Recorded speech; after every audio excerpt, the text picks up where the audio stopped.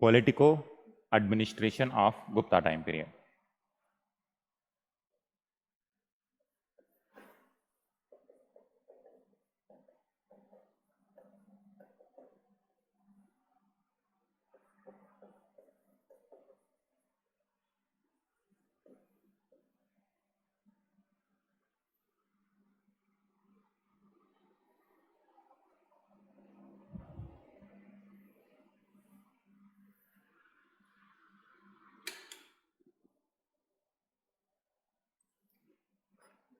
Can you recollect what is the nature of political administration in Mauryans?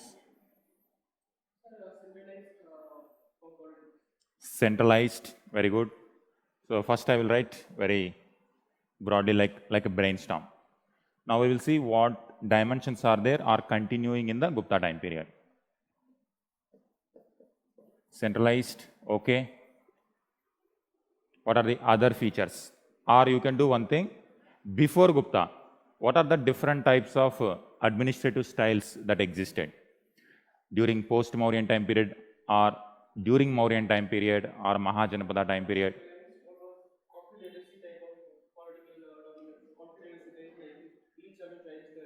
Okay, republic nature. Okay, before. I'm writing here, before Guptas, or I will do one thing. Now, you will recollect easily now in this format. Now I'm writing the timeline. Here, let us say 319 AD, Gupta era started. Before that, let us say like 200 BC, post-Mauryan, up to 321 BC, Mauryans. Now you tell me, during this time period, the nature of the king, is king very powerful or not very powerful? King is very powerful. Monarchy. And they followed the Ardhashastra. According to Ardhashastra, Saptanga theory has to be followed, and strong ruler should be there, strong fortifications, strong neighbors, all those things. Monarchy.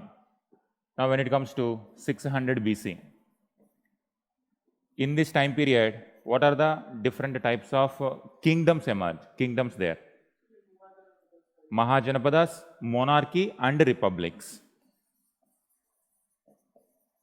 Monarchy, republics. Both were there. Now when it comes to 1000 BC, later Vedic period, emerging. This monarchy system is emerging.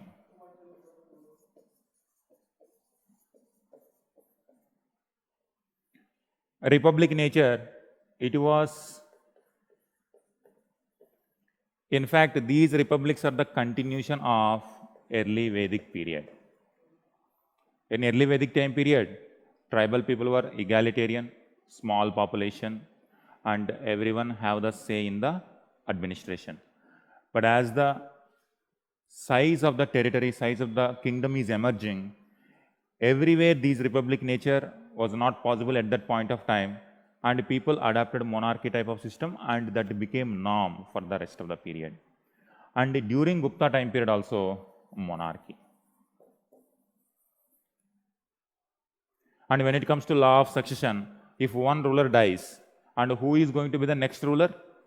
From his family, his son. Law of primogeniture.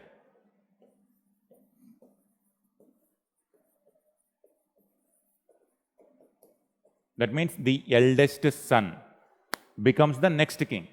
And that tradition we can see in the previous trend also. But often it is not a smooth transition. People often fight. During this time period, it is known for Mahabharat. And during Mahabharat, the eldest son is Yudhishthir, but the other son doesn't want to give, and that's where Mahabharata. This is one example, and many such examples are there in our history. So that shows it is not as smooth as it is thought. Similarly, like Varna system fourfold, but in reality something is else happening. In theory, this is the one, but in practice, often conflicts used to take place. When it comes to this time period, many kingdoms emerged.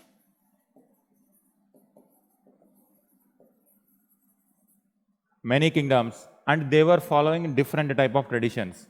In Greek, Central Asian, Shakas and Kushanas, they brought Central Asian type of administration. Here, military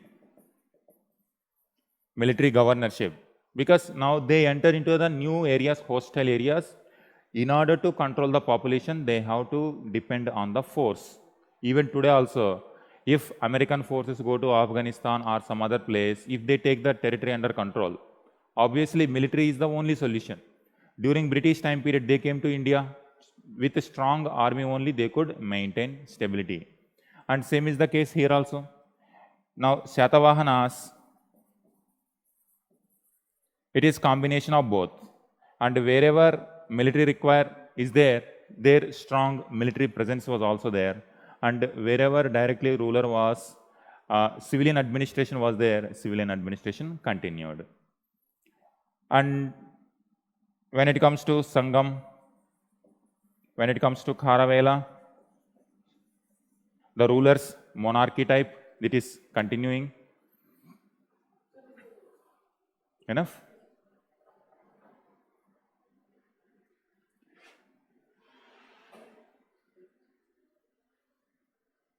So this is how the same traditions we are going to continue. Now the moment Guptas come,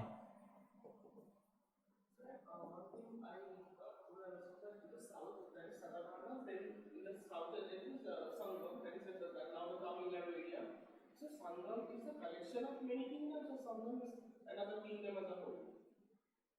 no, we are calling that particular kingdoms as Sangam kingdoms.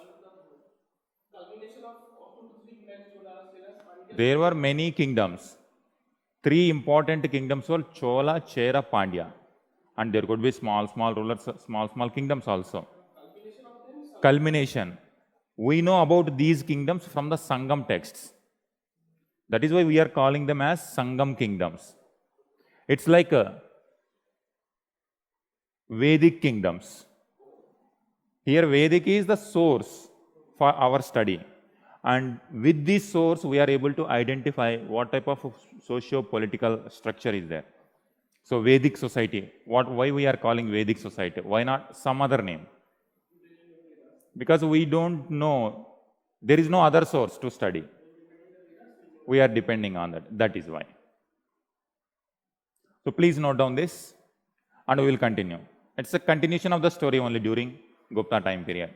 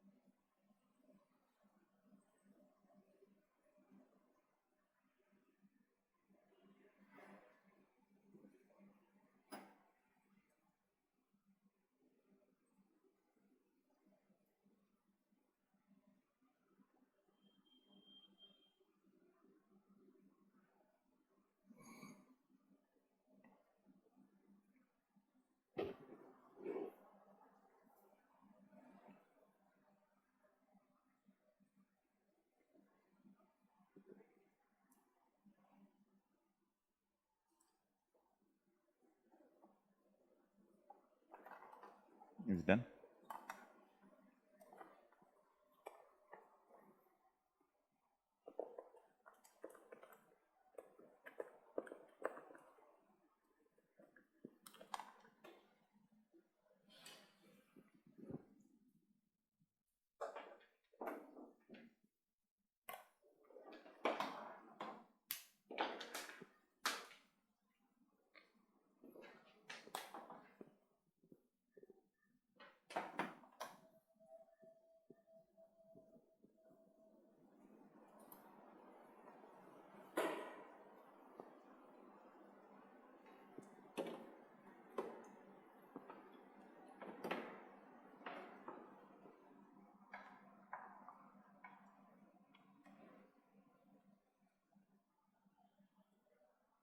No.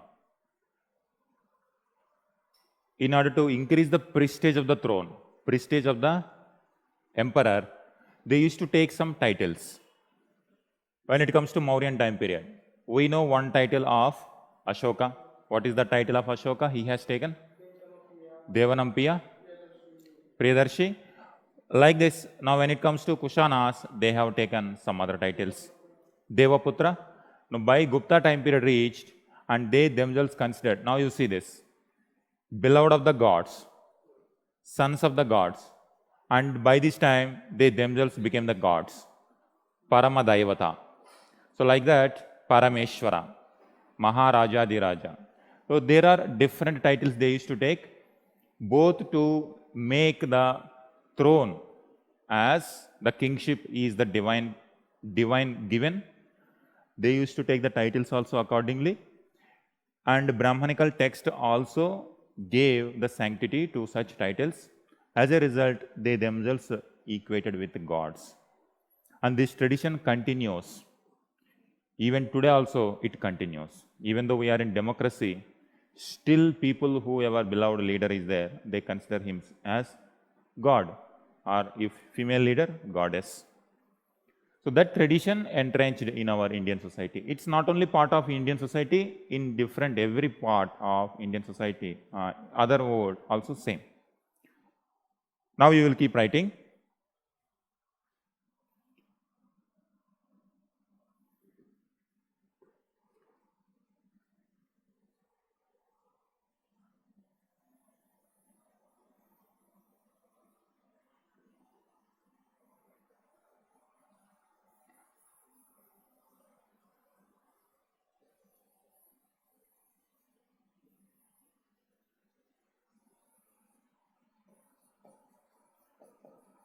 Guptas, direct administration,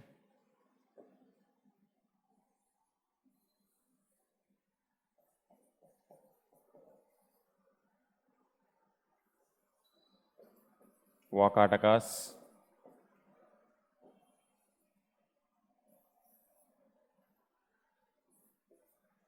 now Sangam kingdoms gone, now new kingdoms here, Pallavas. Different are about to emerge. Kadambas, Ikshvakus, Vishnu Kundins, one after the other they are going to replace. And this one under Gupta time period, this was the one. Now in order to rule this, now you see.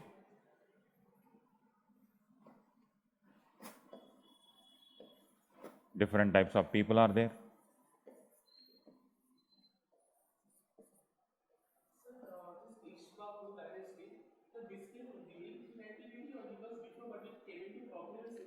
After Shatavahanas, Ikshvakus emerged. Ikshvakus, to legitimize their authority, they have taken the lineage of Lord Rama. Rama also belongs to this dynasty.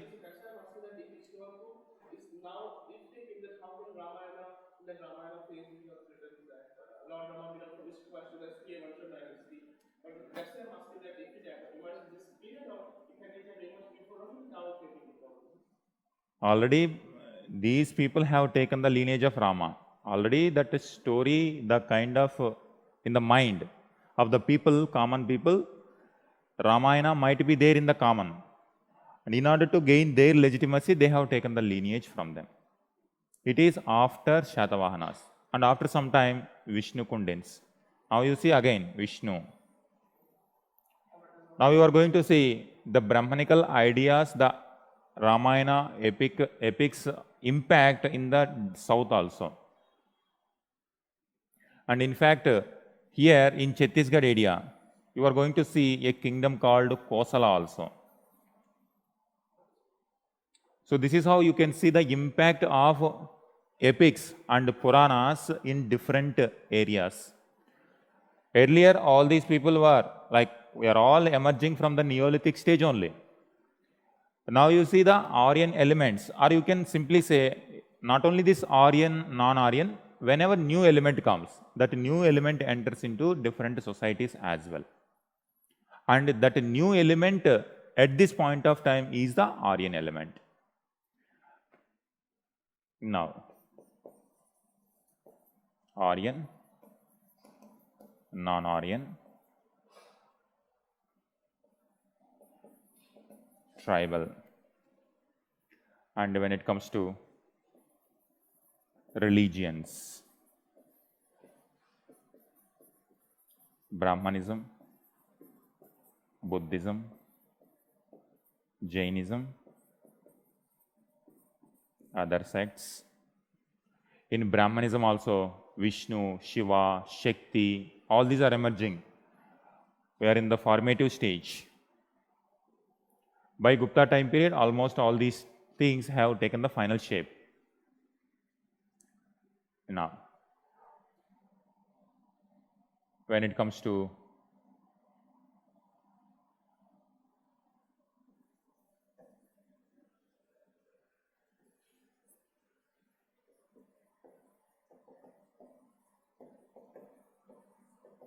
basis of administration, now you see by this time already we have different books like constitutions are for these people. What was the constitution?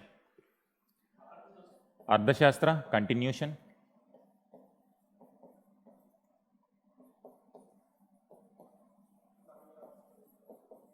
Dharmashastras. And when it comes to Dharmashastras, actually it is a combination of many things. 3 elements combination.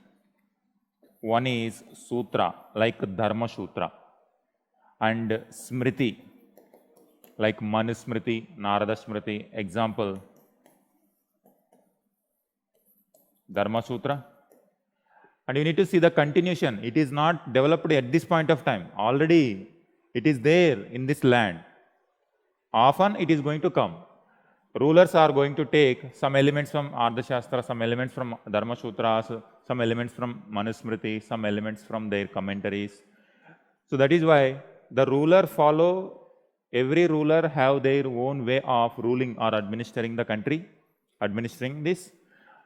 But indirectly and directly or indirectly, they used to take the inspiration from the existing statecrafts. Manusmriti, Narada Smriti, Yajnavalkya Smriti, and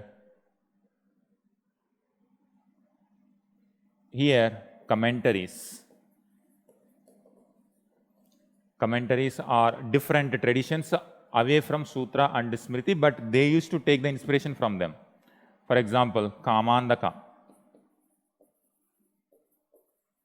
Niti Shastra. One example, Niti Shastra of Kamandaka. Sorry, Niti Sara.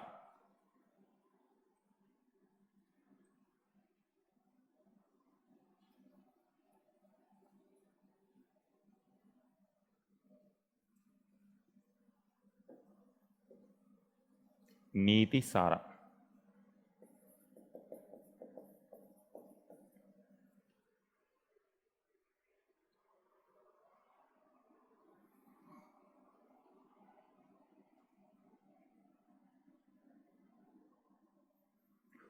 In the present day constitution, in order to administer, now imagine always we have to think. This was the condition during 4th century AD. What is the condition now? Ultimately, why we are studying history, what lesson we can learn from there, and how we can compare both. Present day constitution is one element. In order to take the decision, whether it is legal or illegal, our constitution is the basis. Suppose there are certain elements which are not exclusively given in the constitution. On what basis administrator take the decision? What are the other ways of getting the power? Constitution is one way of getting the power. for the administrator. The other way,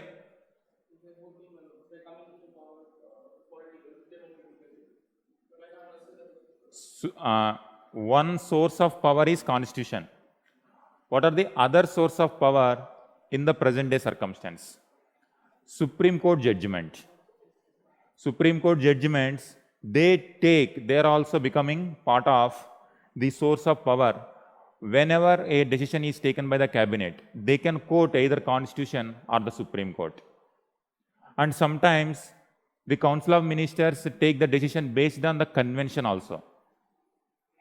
It might not be there in the constitution also, it might not be there in the Supreme Court judgment. But as part of convention, they used to take. Since independence, we are following certain kind of convention, and as a part of convention, we used to follow that. When it comes to British, they did not write any constitution, and these conventions only they are following as part of the source of power. At this point of time, these Ardhashastra, Sutras, Smritis, commentaries, small, from different sources, kings used to take the ideas how to administer the particular territory. Mention up to here.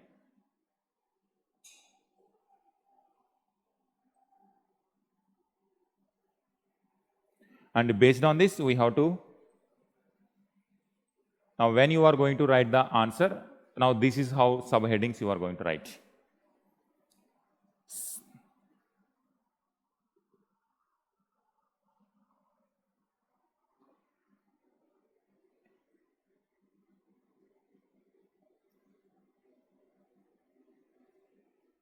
Online students? Yes, Param Bhagavat. Now we are going to write Anubhav.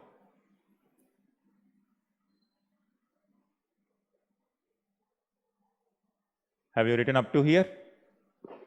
Sanju, Anubhav, Kanchan? Any one of you still writing?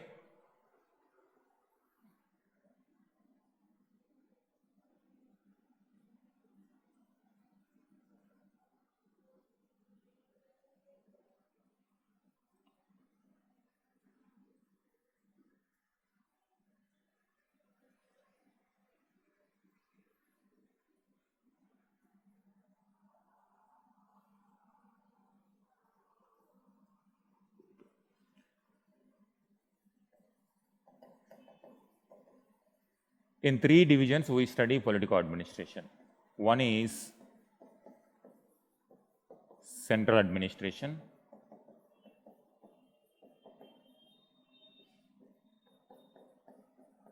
provincial,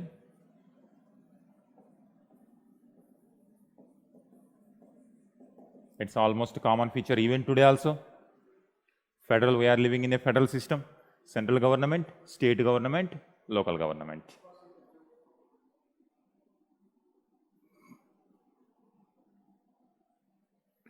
Now you give the heading central administration.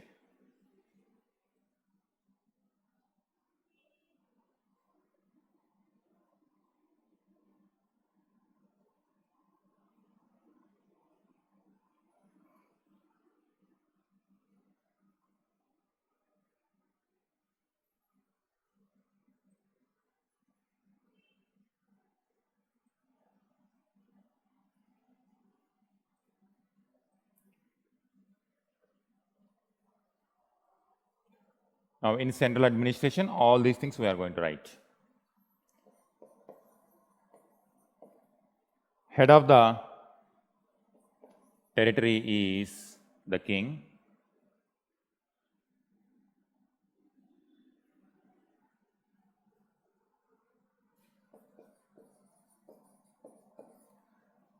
Nature is, nature of rule, monarchy. And these rulers used to take the titles. Keep writing these titles. Maharaja-adi-Raja.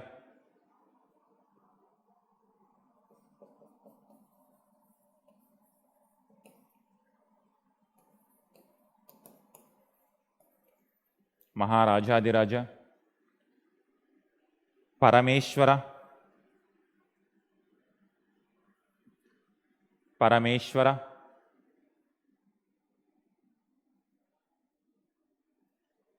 Parama Bhagavata,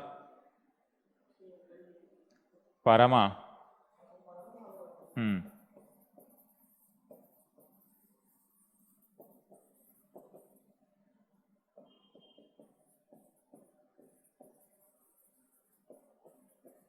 Parameshwara, Parama Bhagavata, Parama Daivata, Parama Daivata,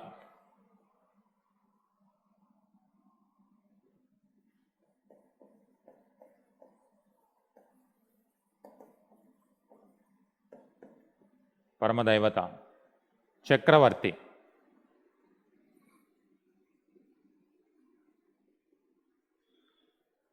Chakravarti.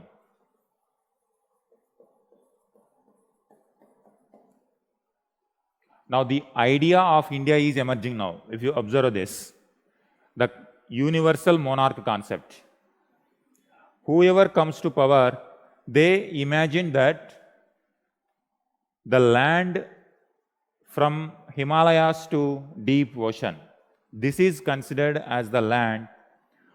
Any ruler, whoever wants to come to the power, they want to rule from this area to this area.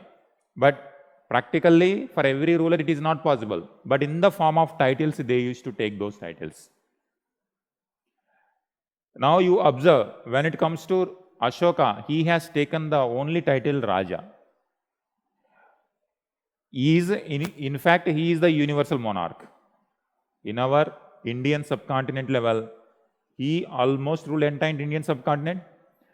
Despite his territory covering entire Indian subcontinent, his title was only Raja. By Gupta time period, the title Raja is for those who are controlling just a small territory.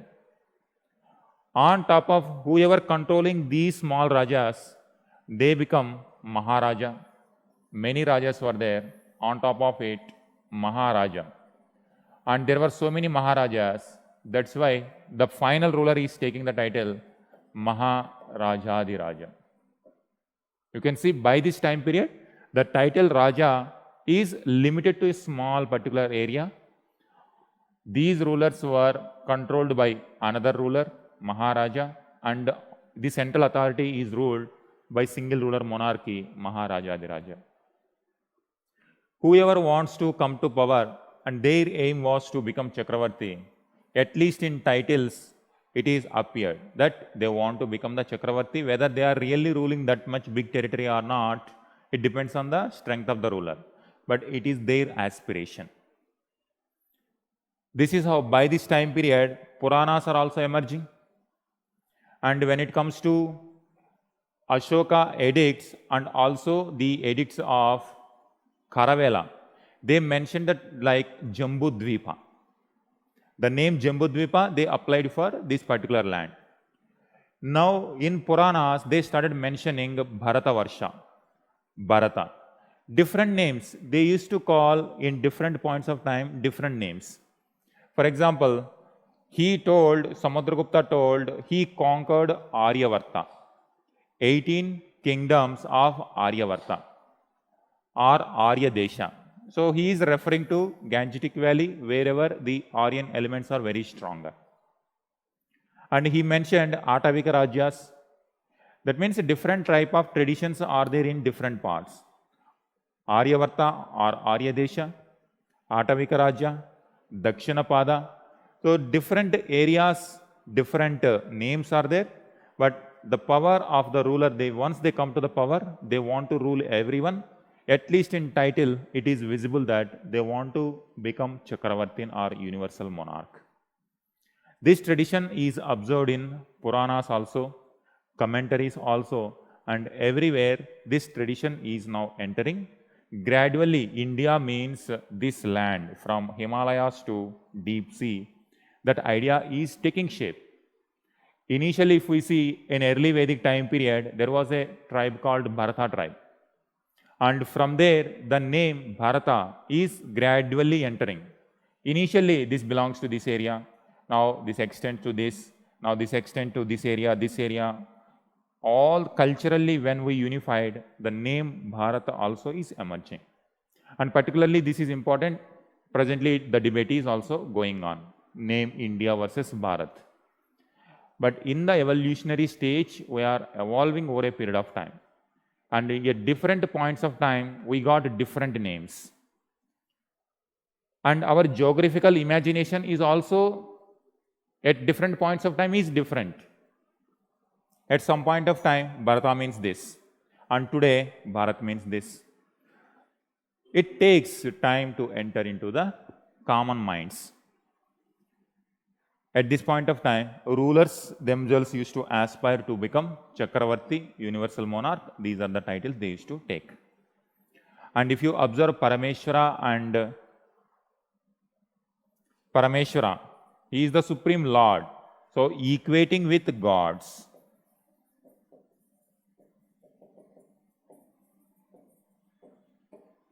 From beloved of the gods to sons of the gods to directly God himself. And it shows the power of monarchy is becoming stronger and stronger in the every generation. Write this. Last point. Kings equated with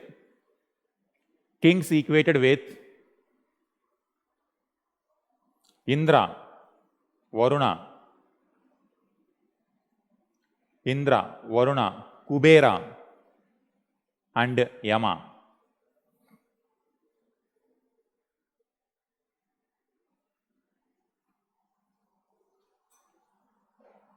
And these are the various, by this time period, whatever the traditions, early Vedic time period, Indra, Varuna, Agni, these are the important rulers, important deities in early Vedic time period. And when it comes to later Vedic time period, these became minor gods, Vishnu, Shiva, Prajapati, they became the important. And Indra became the god of, or the ruler of the gods, king of the gods. That is how now by this time period, the Puranas tradition is reviving and they are talking more and more about these elements, Vedic elements. Gradually it is taking the commentary shape. The epics, up to now, they were in the oral tradition. Common people were knowing about these stories from one generation to the other generation only through stories. Now, these stories are put to right now in the form of epics, Ramayana, Mahabharata, and Puranas, and they were talking about the Vedic elements. The rulers also started talking about these. Now, when it comes to Indra, he is the king of gods. And now the ruler on the earth also equated with him. Next, Varuna. What is the role of Varuna in Vedic gods? God of Rita, water and also Rita. Vedic tradition is whatever is happening in this world, it is the wish of Varuna. And Varuna is the upholder of Dharma. It was also called Rita.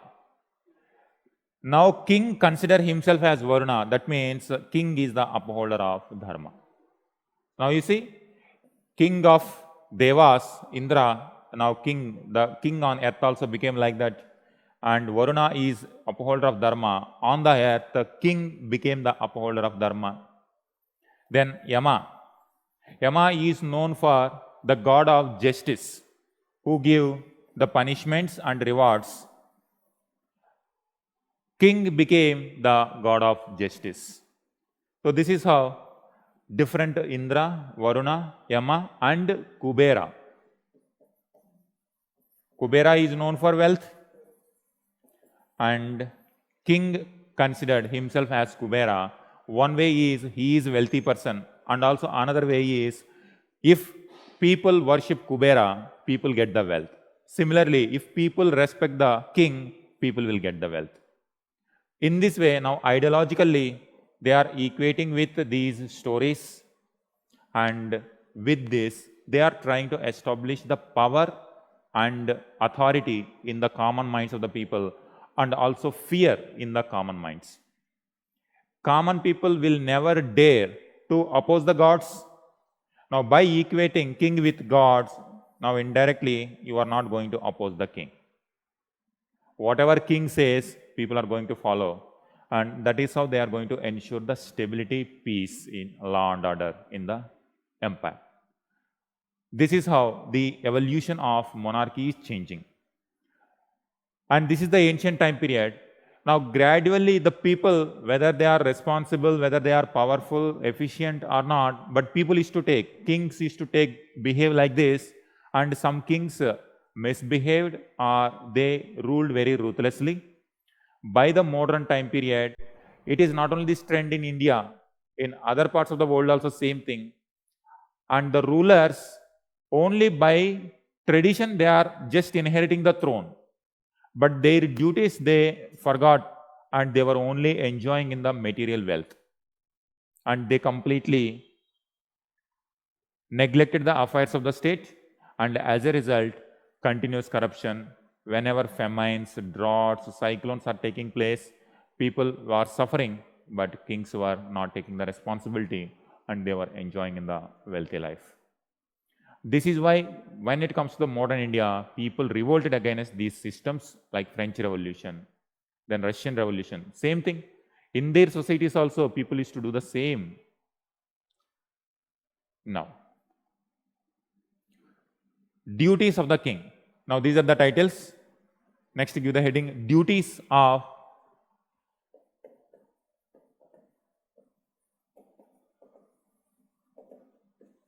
kings.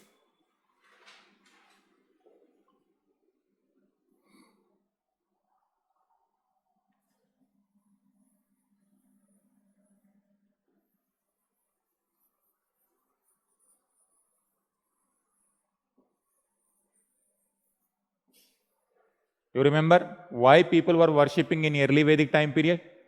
They were worshipping to the gods. What was the purpose of worshipping? To appease the nature. What they get in return? Okay. During early Vedic time period, what was the? Cows, praja, they used to protect the people and pashu, animals. Praja, pashu. Land is not that important in early Vedic time period. Now, praja, pashu,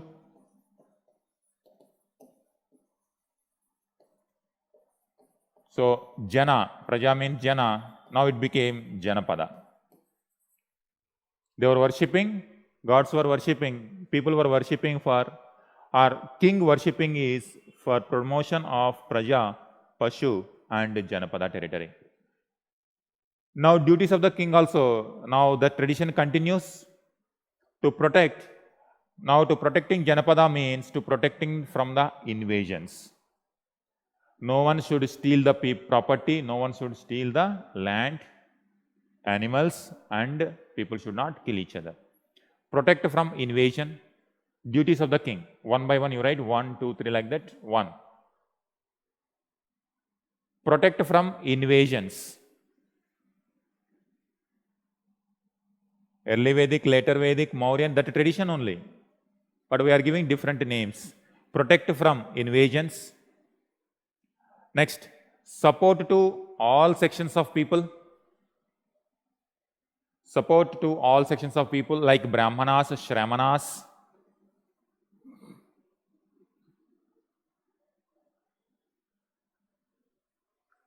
Third one, act as a supreme judge. Act as the supreme judge. Ultimate authority is the king. Whether to punish or reward, same. Then administrative duties like appointments of successors and officials.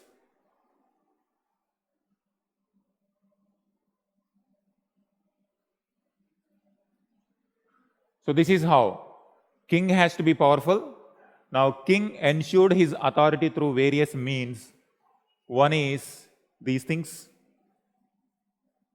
by assuming the monarchy. He is the single ruler. no one will share power. Monarchy means no one will share the power with the king. He is alone. Now, in addition to that, he took the titles also like this, and he equated with the gods, and based on that, common people will follow the rulers. And these rulers also have certain duties to protect from invasions, protect the people, to protect the dharma and other sects also, as a judge also, as an administrator also. Today also, when you are reading polity, you are going to study these things only. What are the duties of the president? Functions of the president, you are going to read. Judicial functions, administrative functions, legislative functions, likewise. The first one, if you see, like protection from invasions, the same is the supreme commander of the Indian Army. Army, yes. So that is secularism. We are not following any particular religion as the state religion, open to all. Next one. Supreme Judge. President is the final authority. Now, even after Supreme Court give the death judgment, death punishment, finally it goes to the appealing to the president. So likewise, then finally, administrative duties. Every officer is recruited with the signature of the president.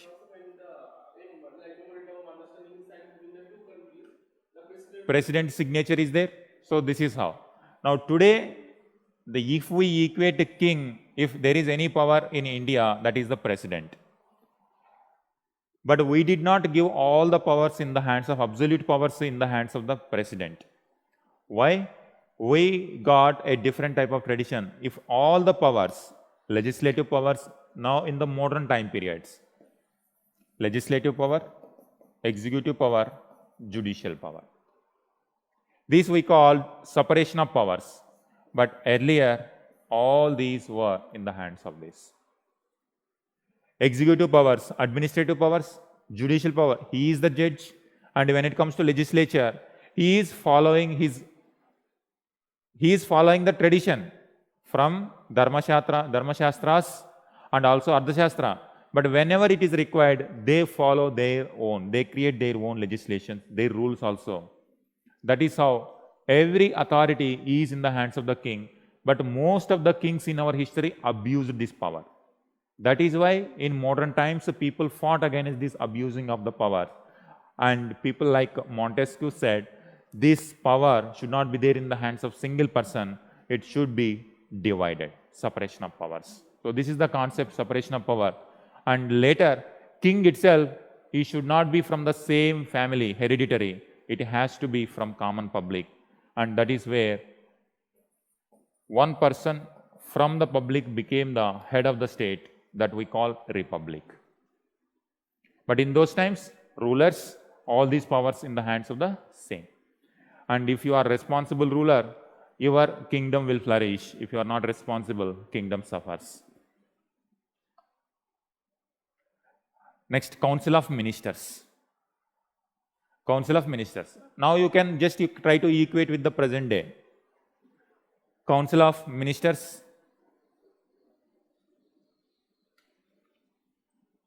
Different type of ministers are there.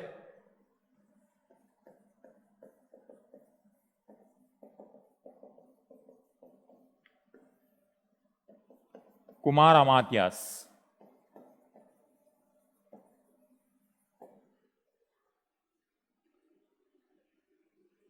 Kumar Amatyas. Write two, three lines. High-ranking officers.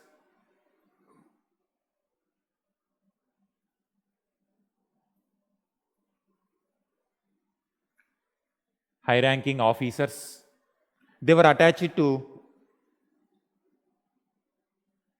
the offices of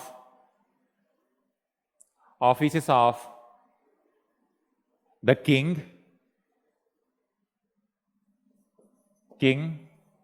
crown prince, Yuvaraja,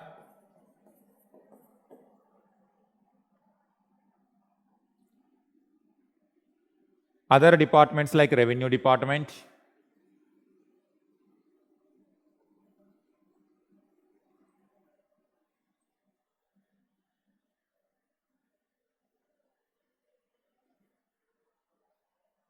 and provinces.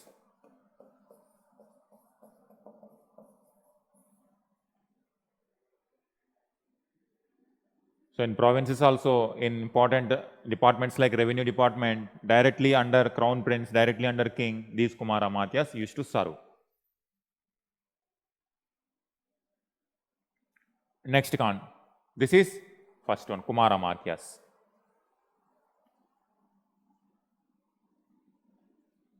Next.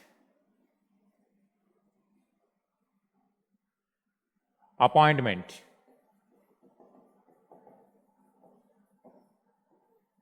Appointments.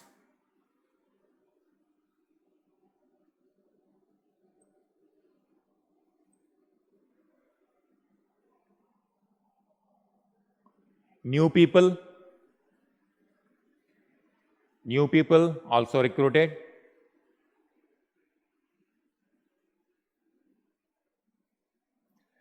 Sometime the office became hereditary.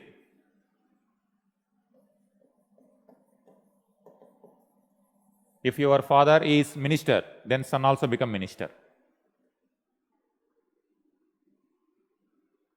Hereditary.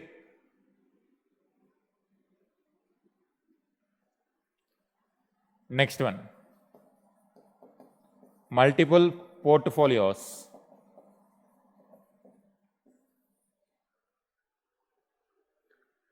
Portfolio system. Portfolio means revenue department, commander-in-chief department, military department. So different departments, for agriculture different, for trading purpose different. So that is what we call portfolio system. Portfolio system was followed. Next one, multiple portfolios sometime in the single hand. Single minister takes care of multiple ministries. Today also we see. Sometimes the prime minister himself is in charge of multiple ministries. Like the tax Jawahar Nehru as well as the foreign minister, as well as the chairman of the parliament, as well as the prime minister. So multiple departments in single hand.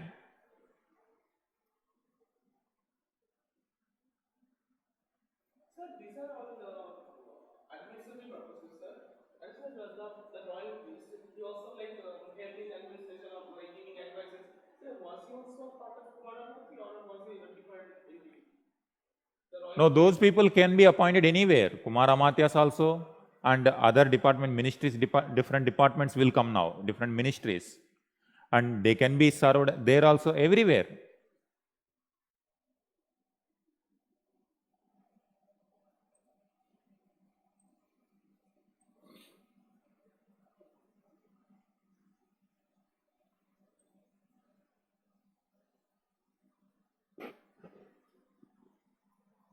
Just to give example, multiple portfolios. Example, Harisena.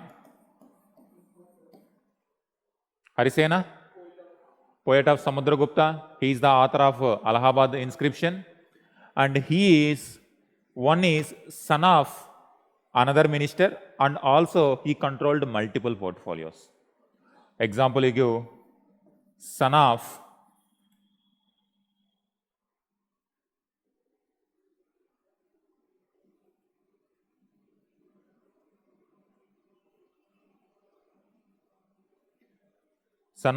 Mahadandanayaka.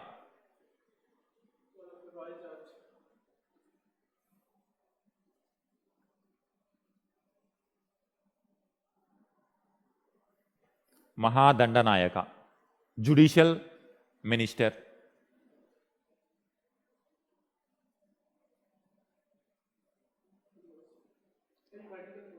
And he also controlled multiple portfolios.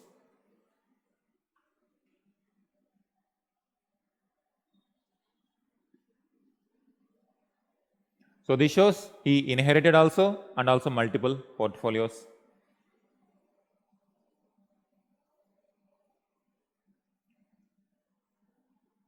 Under Council of Ministers, different ministries.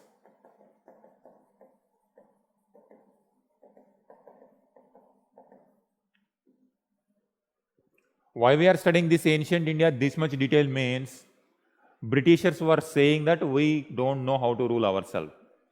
But as we go dig our history more and more, we were coming to know that whatever the so-called modern elements, that type of administration was already there, but with a different name. Different ministries examples. Give like Commander-in-Chief.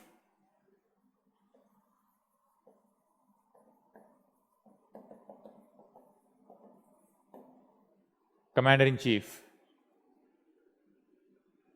Mahabhaladikrita. Mahabhaladi.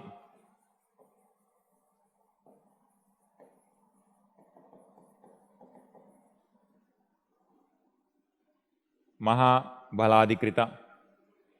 Then, Minister for Peace and War.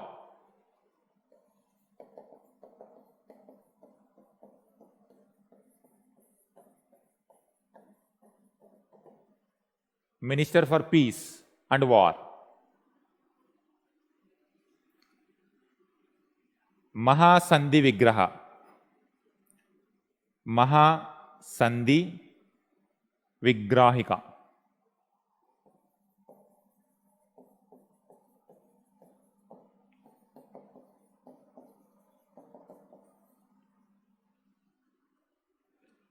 Mahasandhi Vigrahika.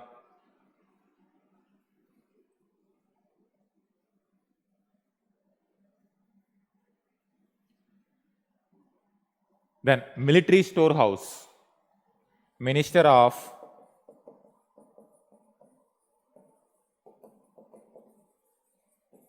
Military Storehouse.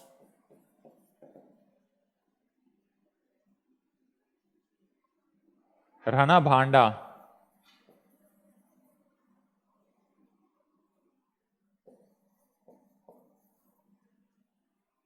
Rana Bhanda Ghara.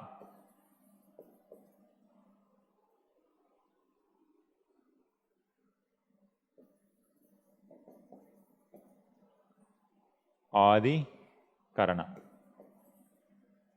Rana means war. Bhandagara, Adi Karana. Military storehouse. So these are related to ministries. Now you see, just a minister related to army only. Specialization is coming now. Now in early Vedic time period, these many people are not there. Population is very small, territory is very small. Ruler themselves are the Rajan. Himself used to control everything. Whenever they need the people, they used to pull the people.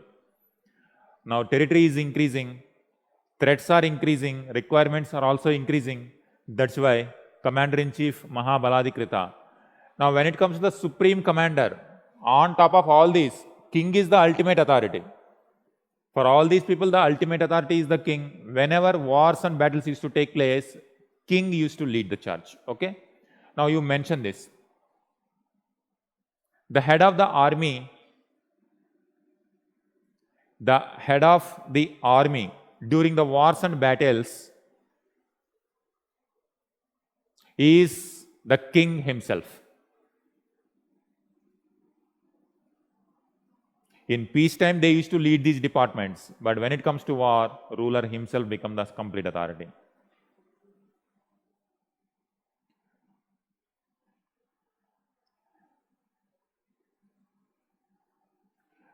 Next, palace guards.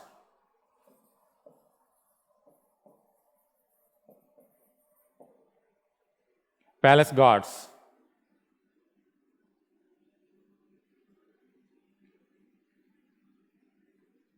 Mahapratihara.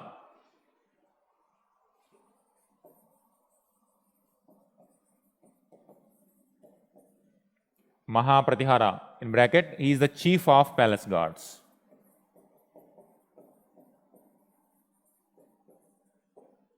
Later, these Mahaprathiharas, they themselves are going to become the different dynasty. Gurjara Pratiharas, we are going to see.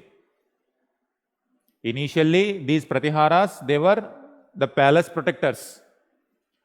And now you see the tradition of inheriting the post. Suppose chief of the palace guard, Mahapratihara, is there. After him, then his son become the Mahapratihara. Then after him, his son become the Pratihara. Once you are there in the power for 2-3 generations, your kith and kin, they become the palace guards in different people, different locations. They are going to recruit their own family members, and gradually it became a separate identity. And this is how they have taken the title also Pratihara dynasty, Gurjara Pratiharas. We'll see. Now it is the tradition not only in India. Now same kind of tradition is going in Iran also, in other places also. And in fact, these are the people, the Turkish people, after some time in 800s and 900s, when Iranian rulers were going and attacking the Central Asian tribes, these tribes were taken as the slaves. But these slaves were recruited at the palace guards. These people are called Turks. These Turks were acting as palace guards in Iran also, in Saudi Arabia also, in Iraq also, in Turkey also. Gradually these palace guards in Turkish palace guards, gradually they overthrew whenever weak ruler was there. And they overthrew the ruler and they themselves became the rulers. In India also now you see, after some time the main ruler becomes weak and these palace guards become powerful and they become Gurjara Pratiharas. So this is very common practice. If you are there in power for 100, 200 years, gradually, like Shungas replaced Mauryans, Kushanas replaced Guptas, and Guptas are going to be replaced by their own feudatories later. It's a continuous chain. But it was only decided by the sword. Bloodshed always. That is why in modern times we don't want this bloodshed. We have taken the path of democracy. People will decide through peaceful method, that is ballot. Mahapratihara palace guards. Then judicial officer.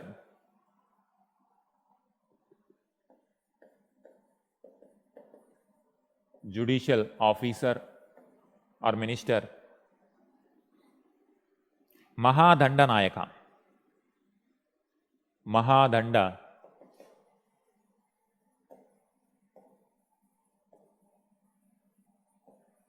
Nayaka.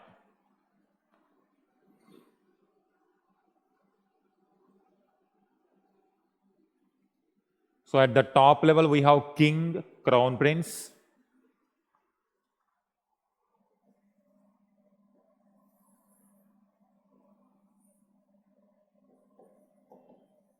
King, crown prince, they were supported by Kumara Amatyas, then various ministers, below them bureaucrats.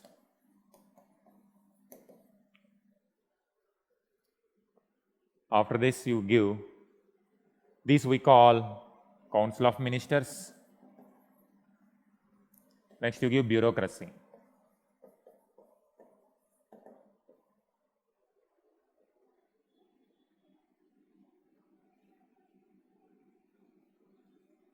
Amatyas and Sachivas.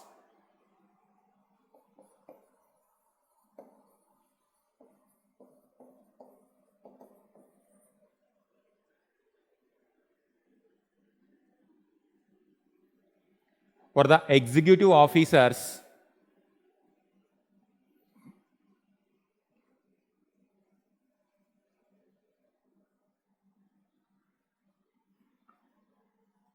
of various departments.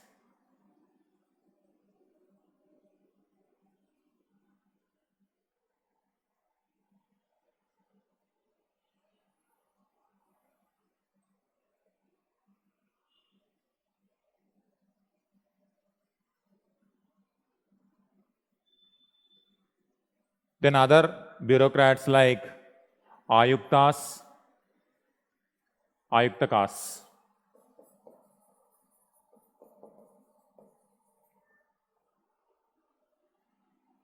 Ayuktakas, then Adhikarana,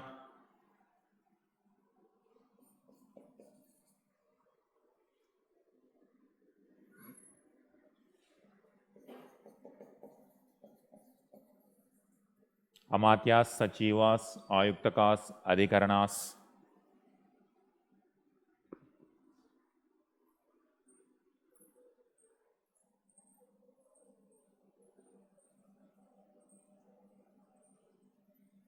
These are various bureaucrats. Then spy system.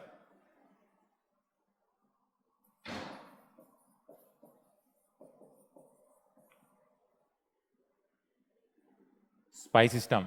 Dutakas.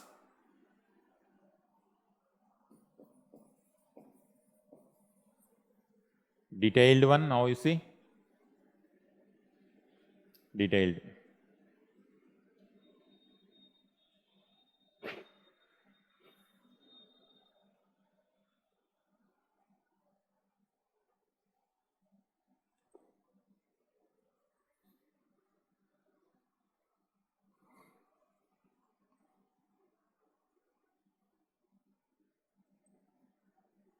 Then military army, you give in army different type of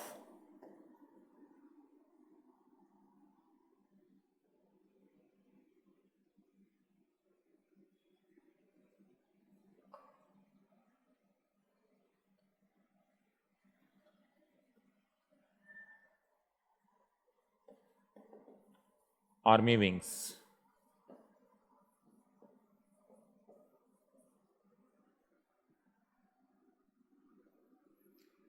Elephant wing, elephant, horses, foot soldiers.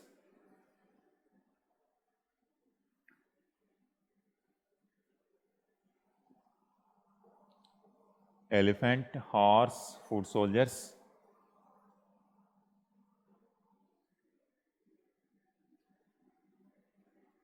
Pilupati,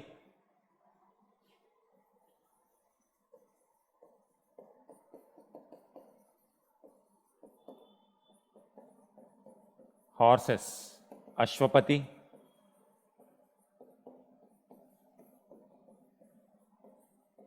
foot soldiers. Narapati,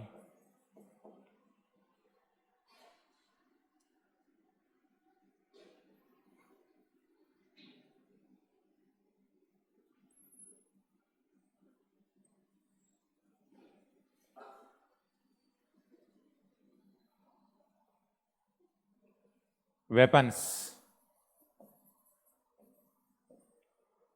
Just to mention different weapons.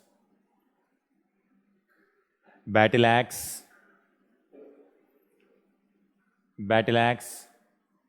bows and arrows,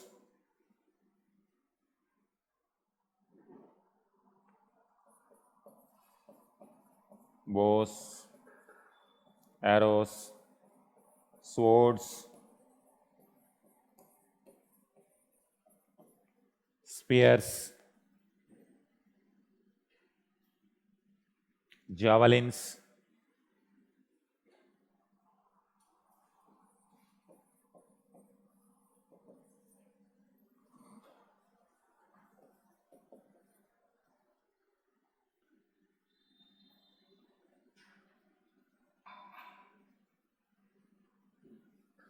so this is how. So by this time, very elaborated.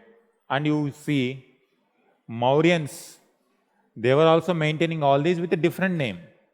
And in fact, their administration is more centralized. And these are the centralized authorities. During Gupta time period, we are going to see provincial authorities also and more powerful provincial administrators. But when it comes to Mauryans, more centralized in comparison with Guptas. Next, you give the heading Provincial Administration.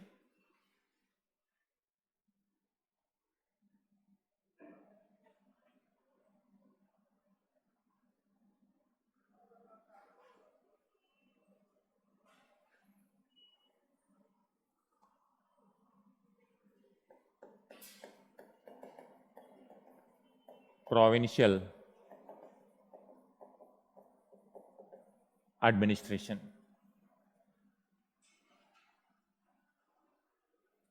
Empire was divided into provinces known as bhuktis.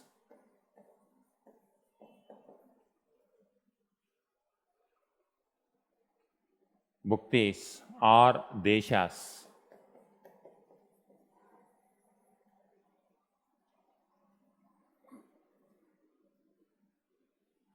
So now you see that term desha will keep on change, the territory. Today desha means entire Indian country, but at that time desha means it could be small province. And in different regional languages also the tradition will change. For example, Rashtra. Rashtra you can use for the name of that country also, state also. For example, if you take Tamil Nadu, Tamil Desha, Tamil Nadu, different names are there. So it is the idea of a particular territory will keep on change as we grow or as we evolve according to the circumstances. We should not apply the past interpretation to the present interpretation. So this is where the conflict with history and in politics, we often see the conflicts when you try to apply the exact meaning of the past to the present context. We always need to understand for those people, the meaning of this particular term is different. We might borrow from them, but today's meaning might change. The imagination of that particular terminology will change. So always when any controversy come in the present day, you always look for the past in those circumstances. Why?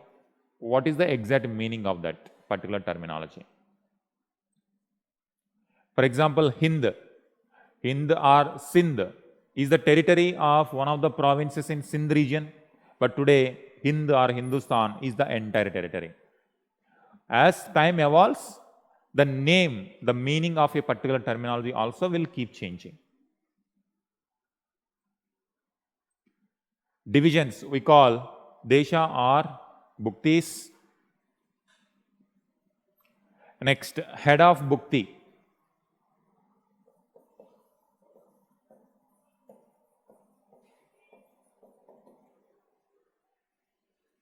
Head of bhukti is called uparika. Uparika.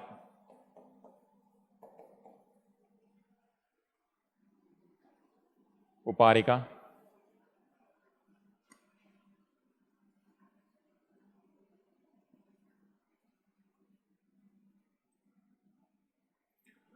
Different provinces in Gupta Empire, different provinces.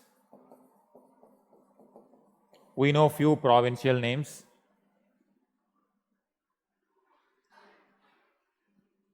Tirabhukti,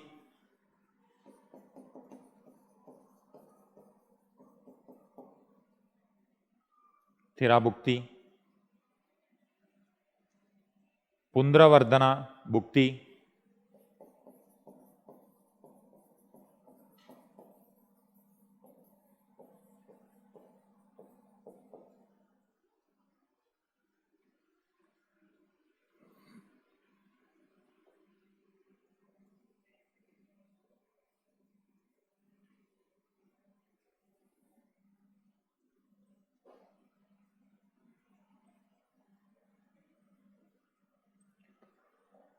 so this is the eastern areas,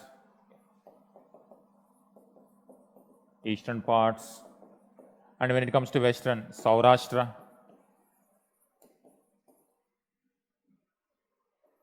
Saurashtra province.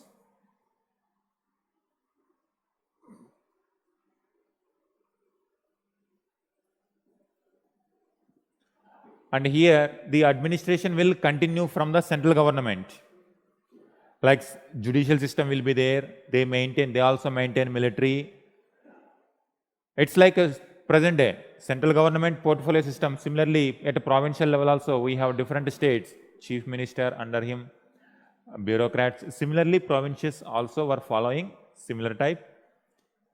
But here we have only, when it comes to these are the only available evidences, bhukti, deshas, uparikas. These are the different provinces and they used to appoint. Here, uparika is called head of the Bhukti or governor of the provinces.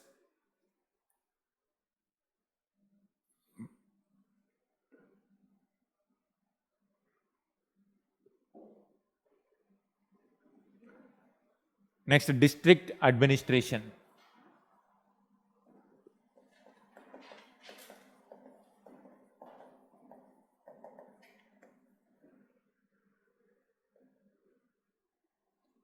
District administration. Provinces are divided into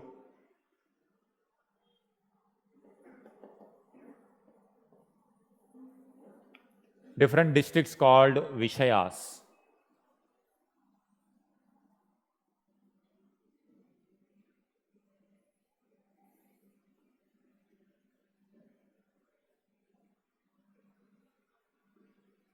Vishayas are headed by Vishayapatis.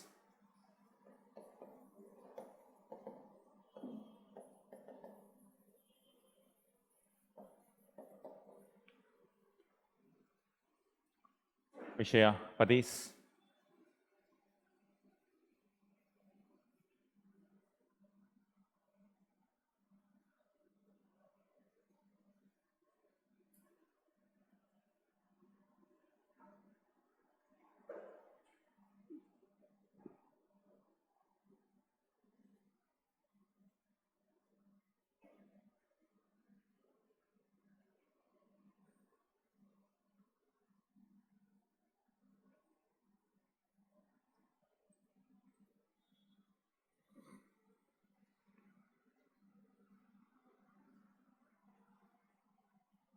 Vishayas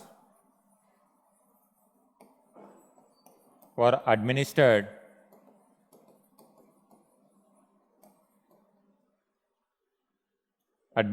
by officials appointed by the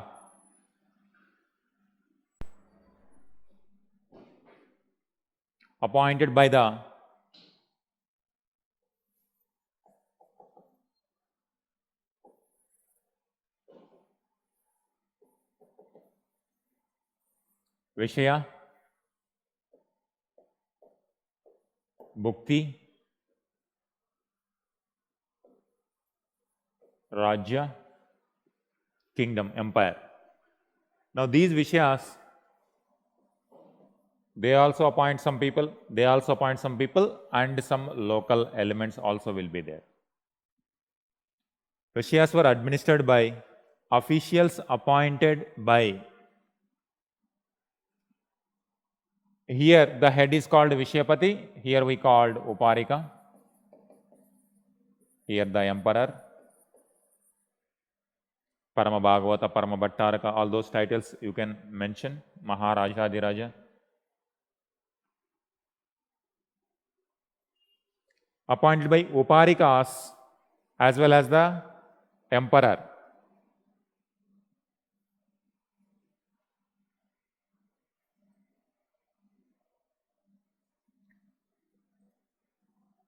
Appointed by Uparikas. Local people were also part of district administration. Local people were also part of district administration.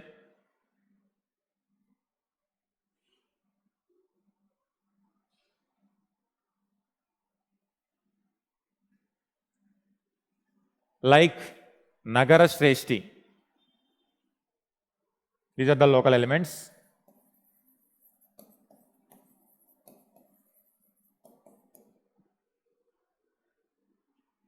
Nagara Shreshtin.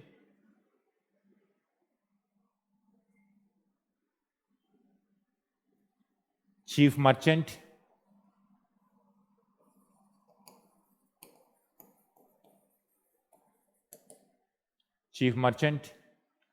Then Sardavaha.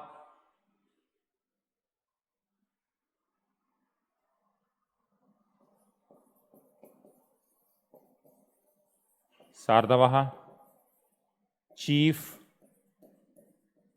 caravan trader. Then Pradama Kulika. Pradama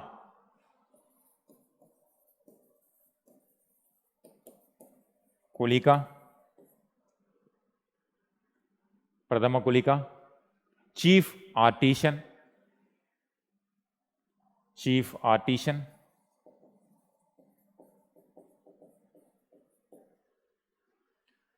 Next, Pradama Kayastha.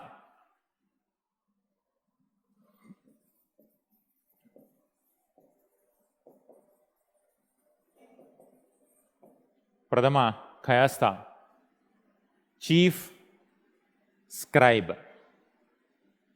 Accountants. Chief scribe.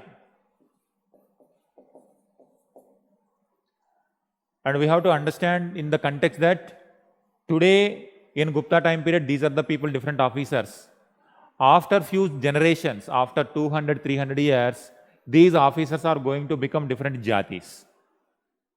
Officers, they are going to become hereditary also.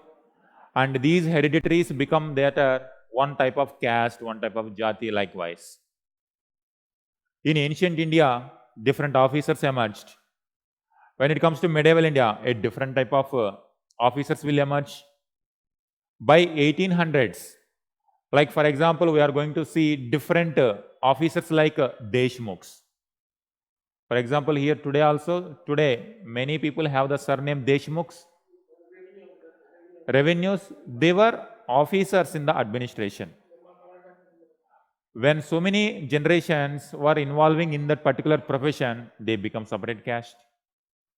Kayastha became another different caste, because in that generation, continuously thereafter, now we have seen multiple portfolios also, same person, and if father dies, it is going to the post to the next son. As a result, if you become Kayastha, then your family after families become Kayastha, and gradually that became a caste in the later time period.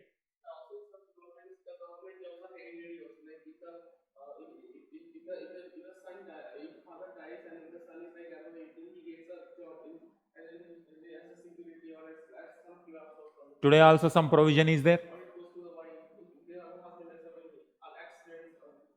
So likewise. So in those times, this hereditary concept is more dominant. That's why in 200, 300 years, that became a separate identity for them. In medieval times also, we are going to see Firoz Shah Tughlaq. Initially, Ikta was open to all. Later, Firoz Shah Tughlaq made Ikta system hereditary. Son, if son is not there, his relative not there, then he is a slave. Likewise, it became hereditary.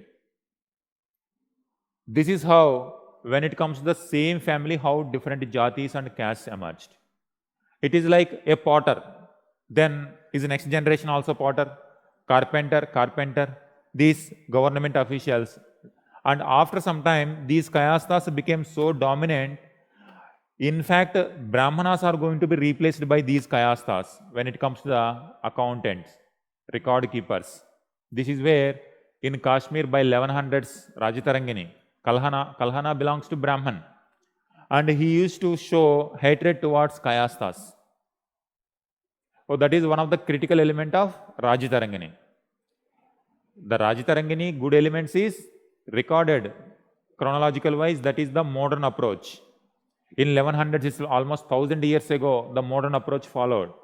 But when it comes to the description of the society, Kalhana was biased towards Brahmanas, and he was not praising, or in fact, he was suffering. He used to say Brahmanas were suffering because of the kayasthas.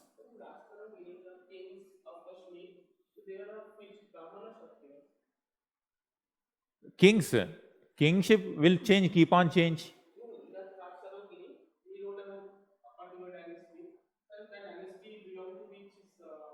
Kayas, Kshatriyas.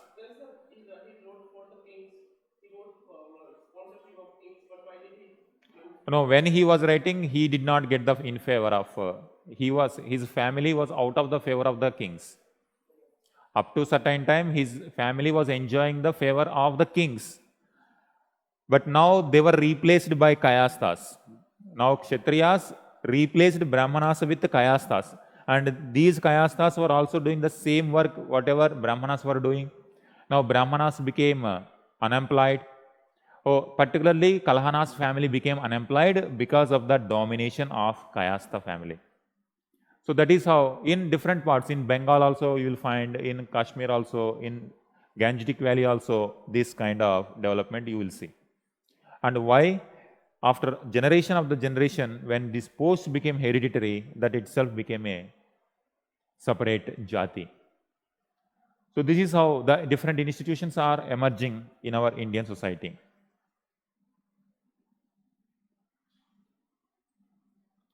Next, last one, village administration.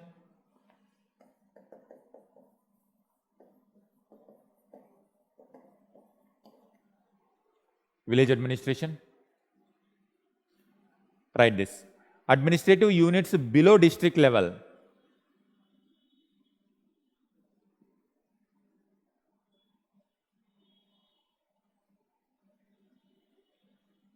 Below district level were called with different names.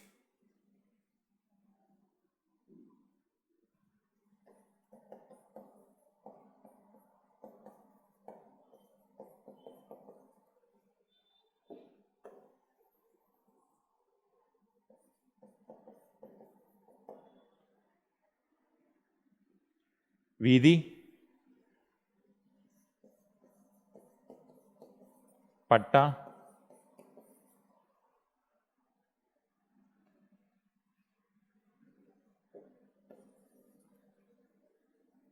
Peta, Bhumi,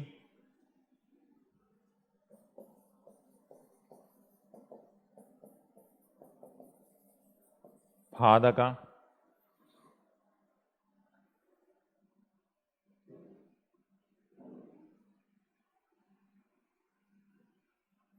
they were administered by officers like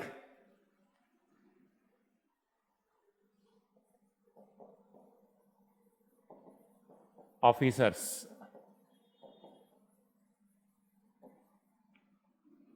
Vidhi, Mahattaras.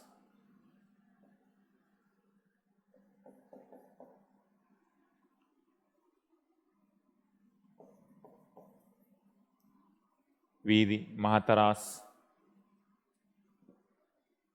Ayuktakas,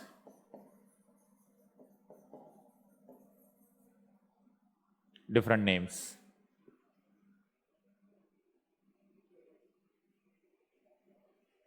Then Gramika,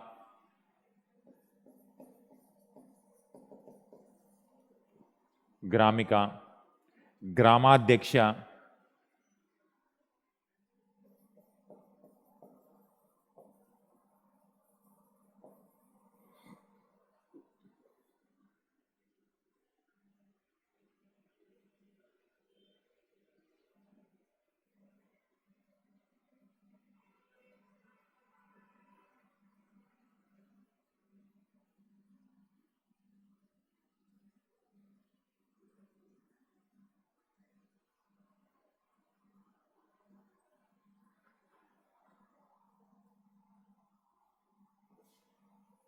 okay. Sometimes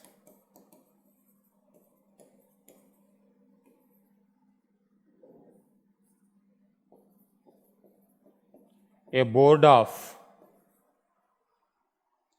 8 members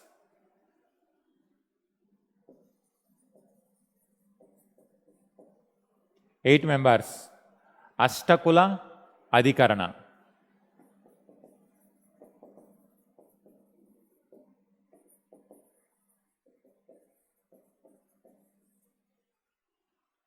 Ashtakula Adhikarana.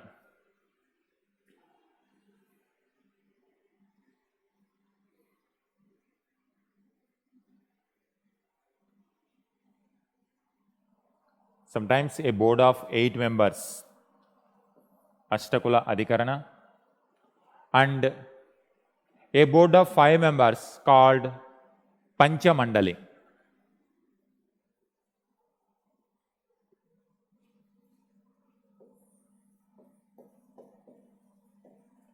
Five members, Pancha Mandali.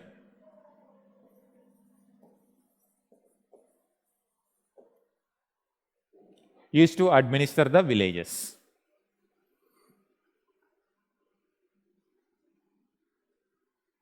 So now in villages later time period, this became very common.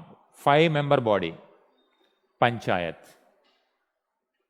So in the initial days, 8 members, 5 members, different numbers. But gradually in our society, villages commonly became like a Panchayat, because it appeared 5 members is better to administer, and that became part and parcel of Indian village administration. Now you see, during Gupta time period itself, we have these many details about the administration, central government, provincial, district, village. And this is what the British also established when Cornwallis came. Cornwallis is considered as the father of modern bureaucracy. And gradually at the central level, state level, that is what we are inheriting. When British quit and we started, our Indians started making our constitution, and they were reading both British acts also, 1835 Act, 1919 Act, every act before 1947. And they were studying about Mughal administration also, they were studying about Delhi Sultanate period also. And before that, different regions, Gupta Empire administration, Mauryan administration, Ardhashastra, all these our founding fathers were studying, observed, and they have created this constitution. That whatever Britishers were following, not every element is foreign origin. Not every element we just borrowed, just copy paste. These traditions were already there in our history, and this is what we inherited.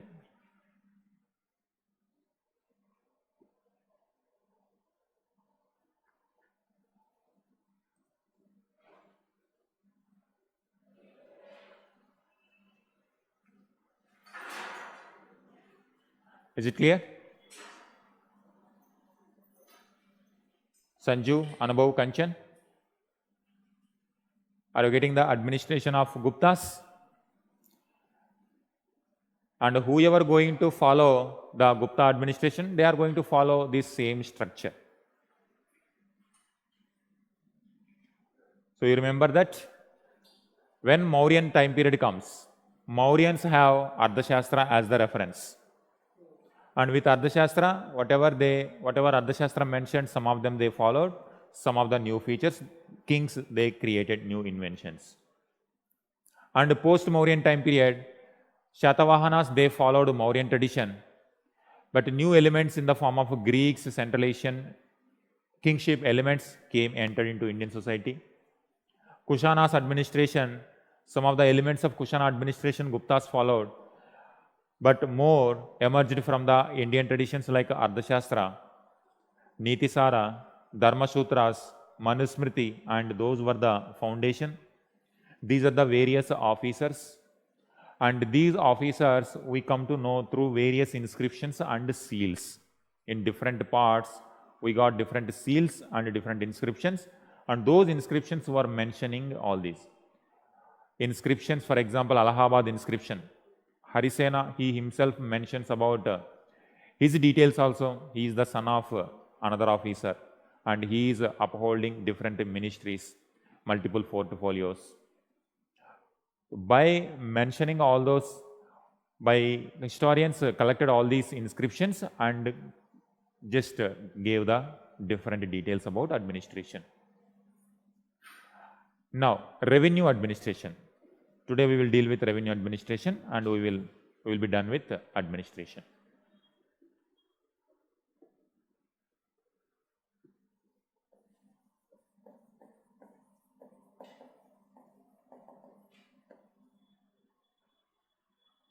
Revenue administration. To sustain any, obviously, revenue is the most important thing. Only if state get the income, then only they can maintain this army, this bureaucracy, everything.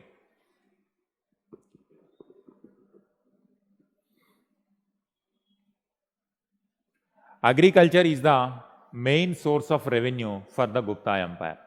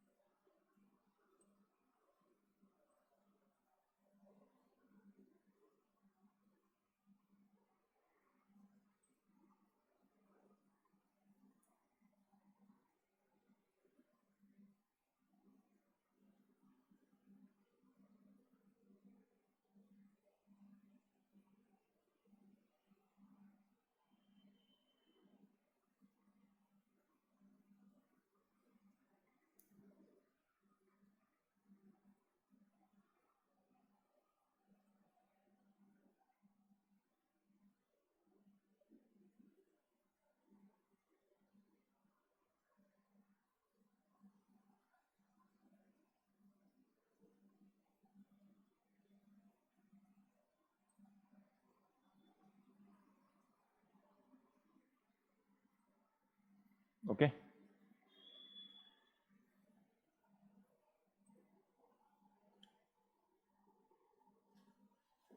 Gupta Empire. Gupta Empire collected various taxes.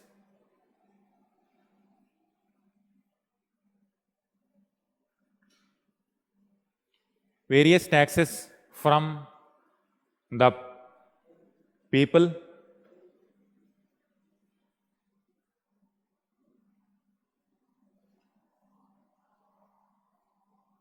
They were getting revenue from villages, urban areas,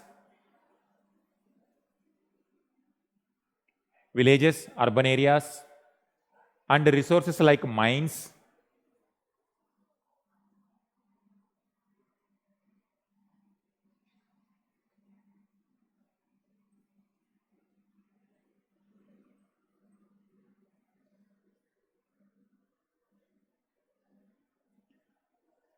Guptas maintained strong taxation system. Guptas maintained strong taxation system.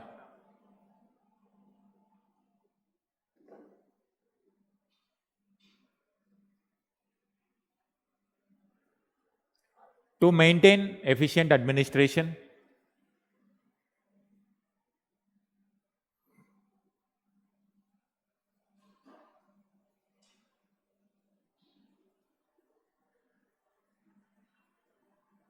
For the welfare of the people.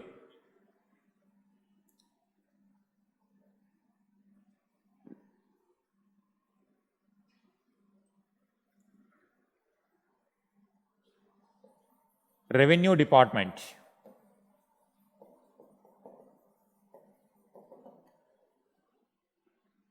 Revenue Department. Aksha Pataladhikrita. Aksha.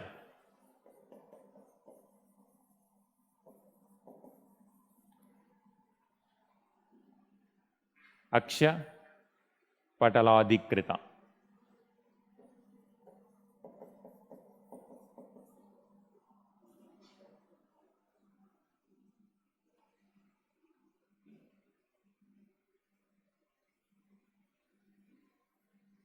He was the keeper of royal records.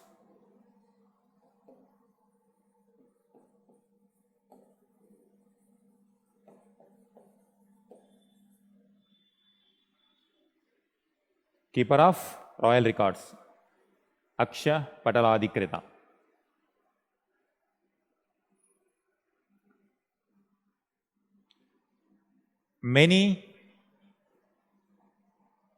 Many record keepers called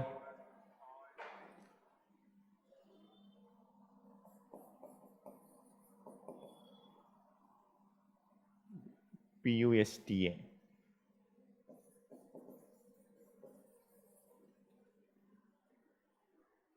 Pushtapalas, Akshapataladhikrita, then many Pushtapalas or record keepers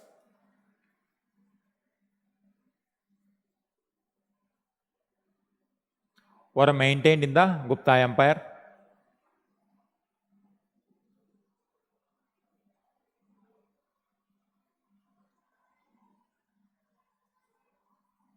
Types of taxes.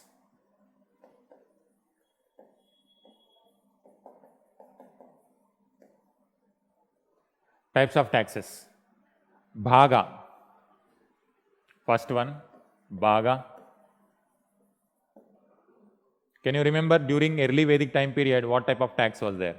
But it was not mandatory. Not mandatory, voluntary in nature. What is the name? Bali. And when it comes to later Vedic time period, Bali, it became mandatory. And later when agriculture became strong, and traders also emerged as strong wealthy holder, then states started imposing taxes on merchants also, professionals also, trading of goods, movement of the goods, likewise. By Gupta time period, so many economic activities are there, they are going to impose taxes on different aspects. Bhaga. Share on agriculture crop,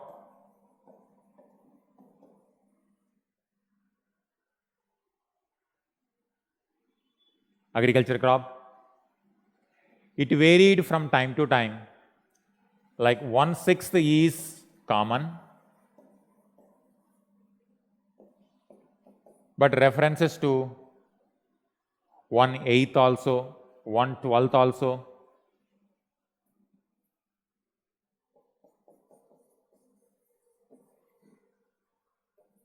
references are also made.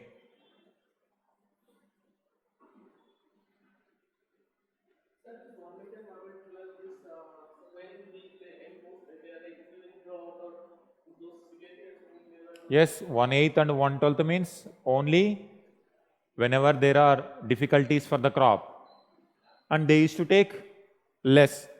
So 1/6 means almost how much? 18 to 20%. And 1/8 means less than that. 1/12 means even less than that. If people cannot pay the tax, and they used to reduce the tax, and whenever normal crop comes, 1/6 of the common produce. Bhaga. This is the Bhaga. Next, Bhoga.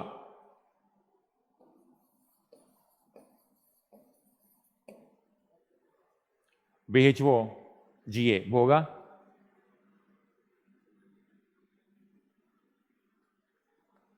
Tax in the form of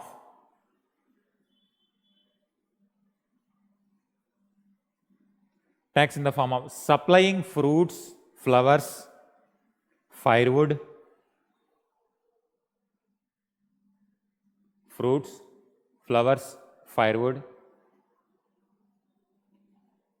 So kings were imposing taxes not only on agriculture, in different ways they were getting the services from the people. Next, Kara.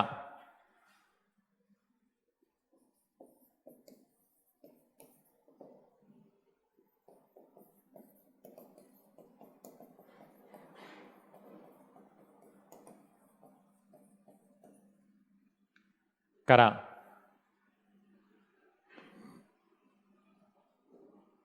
A kind of property tax,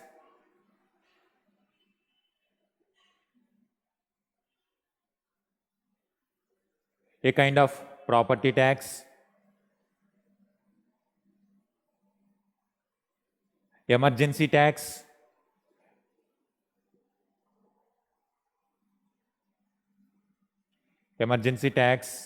levied on traders, artisans,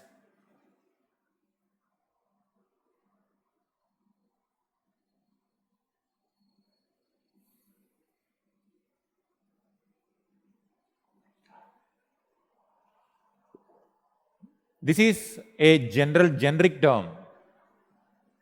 Next, traders, artisans tax, done, property tax. It is a generic term, sometimes applied to agriculture as well. Sometimes applied to agriculture on top of bhaga.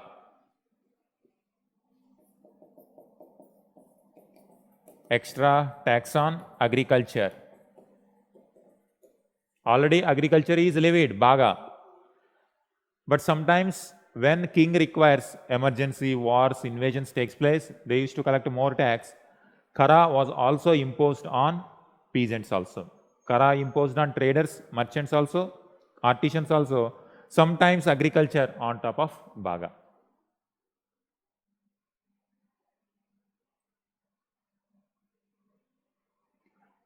Next, references to Bali. Bali, another tax.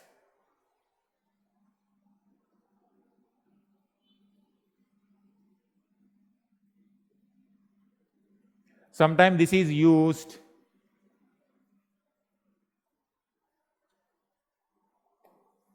in place of bhaga. So Bali, bhaga, they are not two different taxes, but the literature mentioned sometimes bhaga, sometimes Bali. Interchangeable words. Then uparikara. Uparikara.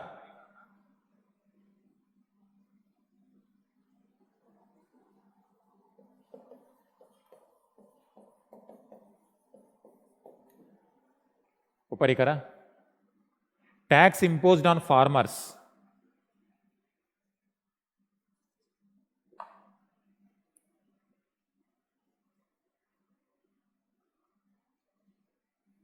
Tax imposed on farmers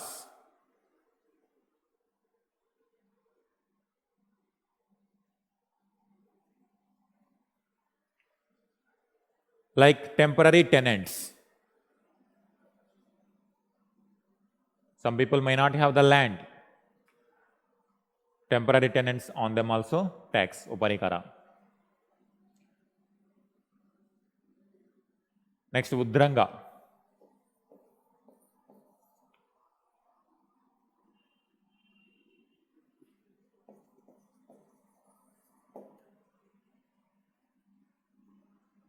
Udranga.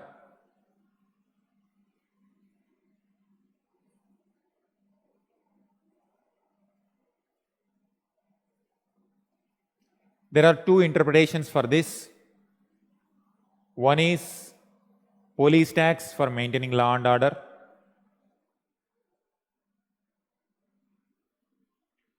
Police tax for maintaining law and order.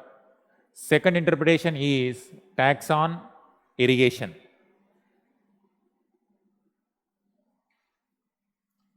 Tax on irrigation. What is the meaning of udaka? Udaka. Udaka is related to water. So different interpretations are there. Udranga. So some scholars, they interpret it as a police tax, and some interpret it's like related to udaka, that is water tax for irrigation. Sir, how it is different from the taxes imposed on the agriculture people because they are the same person who creates irrigation. So most of the farmers were depending on rainfall only. For certain areas, canals were constructed, channels were constructed. That extra money.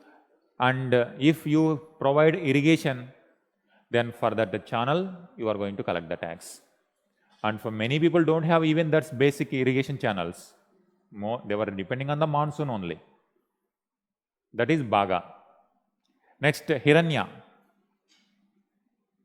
These are different names. We don't know exactly how they calculated all these things, but these are the various tax names that are coming from Manusmriti, Narada Smriti, Yajnavalkya Smriti, likewise.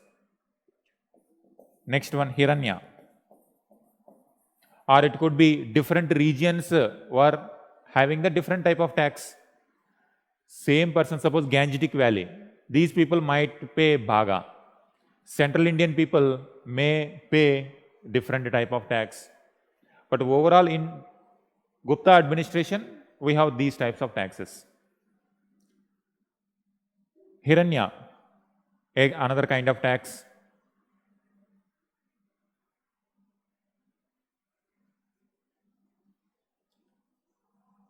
It could be a cash equivalent of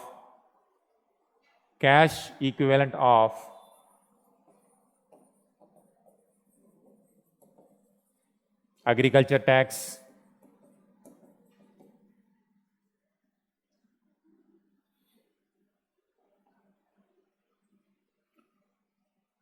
next one shulka.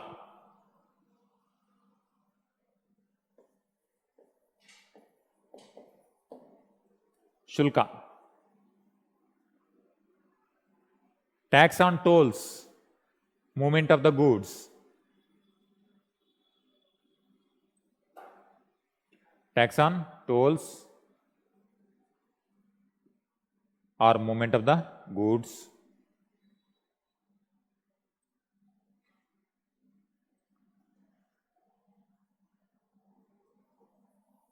Next, royal monopolies. This is another way of getting revenue. Royal monopolies on mines, salt reserves,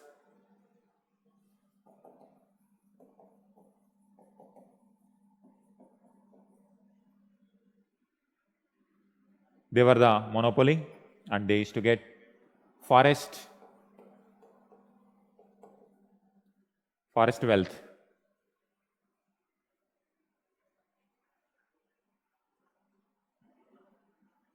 So these are various taxes state used to maintain.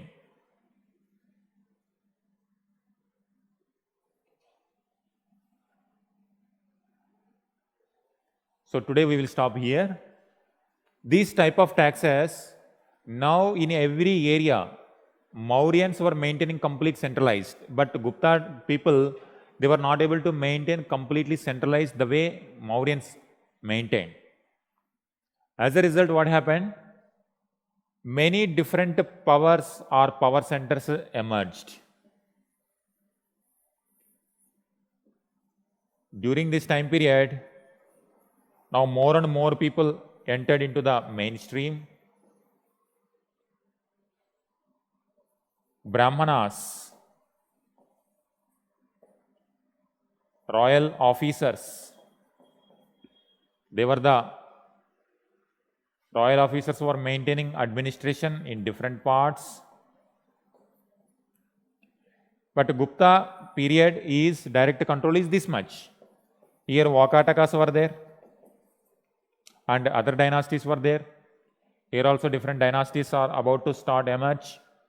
But within this area also, they were not able to control completely in all the territories. Complete centralization was not there. This empire was depending on provincial governors.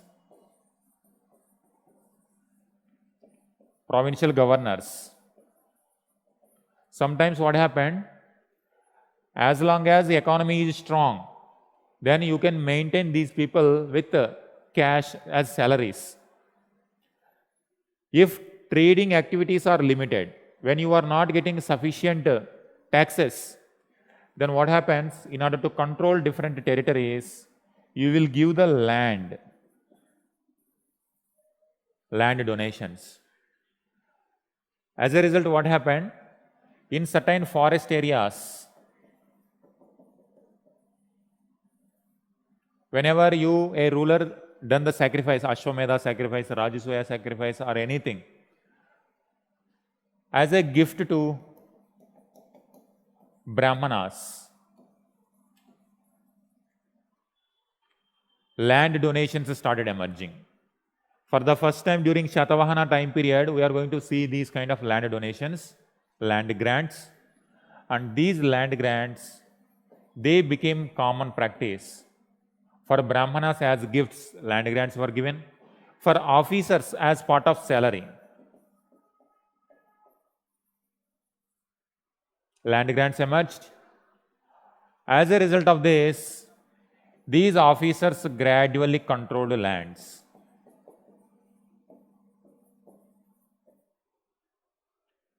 When it comes to Brahmanas, when they entered into these land grants, these were forest areas, here tribal people were there. Now Brahmanical ideas entered into these tribal pockets, and gradually tribal people merged with the Brahmanical ideas. And now we are going to see liberal ideas like Puranas. Now Puranas became very common, where Shudras also can listen, women also can listen, and tribal people integration also made it possible. It has social impact also, and gradually it is going to have economic impact also. Why economic impact? More tribal forest area also come into the agriculture land. Now more agriculture practices are started. Many tribals became the farmers. Now gradually these farmers are going to pay the tax to the state. And when it comes to the political angle also, it is going to have impact. And these gradually after few generations, they become feudal lords. So the beginning of feudalism, the seeds of feudalism is started during Gupta time period now. Shatavahanas started land grants to Brahmanas also, Buddhists also, Jainis also, other people. But now as part of administration also these land grants emerged, and gradually it led to the rise of feudal lords. These feudal lords became very, very dominant when they are attached to a particular land for a long time, and they treat their kingdom as their own area as their own kingdom, and it becomes hereditary. And that is how after post-Guptas we are going to see these Rajputs. And this tradition continues till medieval time period, when Akbar, when he wanted to control Rajput territories, and he used different tactics. One is marriage alliance, directly marriage alliance. One is direct conquest, military conquest. In another way, without marriage and without war also, some Rajput kingdoms merged with or showed allegiance to the Mughal Empire. How? He promised them, if you show allegiance to me, I will not touch your lands, and no other neighbor ruler also will touch you. You can rule your own lands. So what does it mean? They were controlling their land for many generations, and those were called fiefs. Their ancestral property, no one will touch them, and they can continue, they rule, and they get the revenue from that. So this is how Rajputs, now the feudal lords, different. As a result, different, very, very small kingdoms we are going to see after post-Gupta time period. And it was a debate, whether it is the age of feudalism, and is this feudalism is similar to European feudalism. And during the feudalism age, did our economy completely ruined or collapsed? So these are various feudal debates that we are going to see after post-Guptas. So during Gupta time period, you just remember that centralized administration, bureaucracy is there, mechanism, provincial administration, rural administration, and district administration also there. As part of salary land grants, they started giving. Gradually, after some time, feudalism trends are going to emerge. So we'll stop here. Tomorrow we'll continue the economy of Gupta time period. Online students, clear?